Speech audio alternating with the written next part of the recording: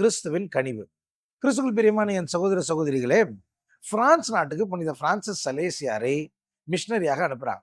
நற்செய்தி அறிவிக்க போறார். எந்த காலகட்டத்தில்? கால்வின் அப்படின்ற ஒரு தப்பிறை கொள்கையாளர் இருந்து திருச்சபையிலிருந்து மக்களை சாரசாரியாக இழுத்து கொண்டு போன அந்த காலகட்டத்தில் இவர் அங்கே போறாரு, நற்செய்தி அறிவிக்கிறாரு. இவருடைய நற்செய்தி அறிவிப்பை கேட்டு ஏறத்தாழ 70,000 மக்கள் தப்பிறை கொள்கையிலிருந்து மாறி மீண்டுமாக கத்தோலிக்க திருச்சபைக்கு வந்தாங்கன்றது வரலாறு. அப்போ ஒரு நாள் இவர் இப்படி நற்செய்தி அறிவிச்சுக்கிட்டு இருக்கும் போது பாருங்க, இவருடைய நற்செய்தி அறிவிப்பை கேட்க சகிக்க முடியாம ஒருத்தர் என்ன பண்றாரு, ஒரு கல் எடுத்து அவர் மேல அடிக்கிறாரு. ரத்தம் கொட்டுது.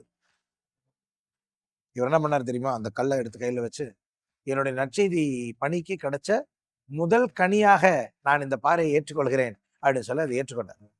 நான் கேட்குறேன், அவருக்கு திரும்பி சண்டை போட முடியாம இல்லை, சத்தம் போட முடியாம இல்லை, அந்த ஆள் கூட பிரச்சனை பண்ண முடியாம இல்லை. ஏன், அவருக்கு கூட இருந்தவங்களே பிரச்சனை பண்ண முடியாமலாம் இருந்திருக்காது. அவரால் முடியும், ஆனாலும் அவர் செய்யலை. ஏன் செய்யலை? ஏன்னா அதுக்காக நான் இங்கே வரல. என்னால் என்னென்னமோ பண்ண முடியும், ஆனால் நான் இங்கே பண்ண வந்தது இயேசு நற்செய்தி அறிவிப்பு, அதை மட்டும்தான் செய்வேன். இதுக்காக தான் ஆண்டவர் என்னை அனுப்பி இருக்கிறாருன்னு நம்பினார் சலேசியார். அதனாலதான் அவர் இன்னைக்கு புனிதர்.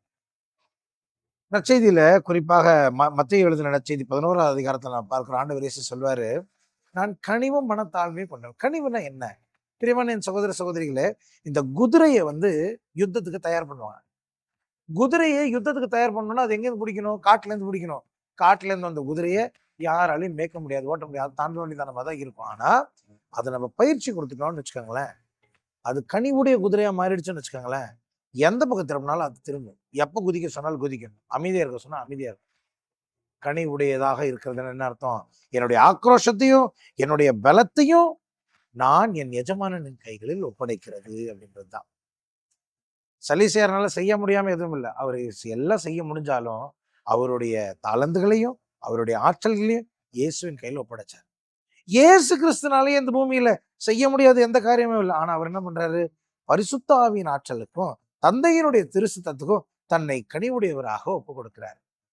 இன்னைக்கு உங்களாலும் என்னாலையும் முடியாதது எதுவுமே இல்லை. ஆனா நாமும் இயேசுவை போல கனிவுடையவர்களாக நம்முடைய ஆற்றல்களையும் நம்முடைய கோபங்களையும் நம்முடைய எல்லா விதமான அந்த ஸ்ட்ரெங்கையும் ஆண்டவர்களில் ஒப்படைச்சோன்னு வைங்களேன், இயேசுவை போல் நம்மாலும் கனிவுடையவராக இருக்க முடியும். முயற்சிக்கலாமா? நாளை மீண்டும் ஒரு தகவலோடு உங்களை சந்திக்கிறேன். அதுவரையில் இறை ஆசீர் உங்களோடு தங்கி இருக்கட்டும். ஆமென்.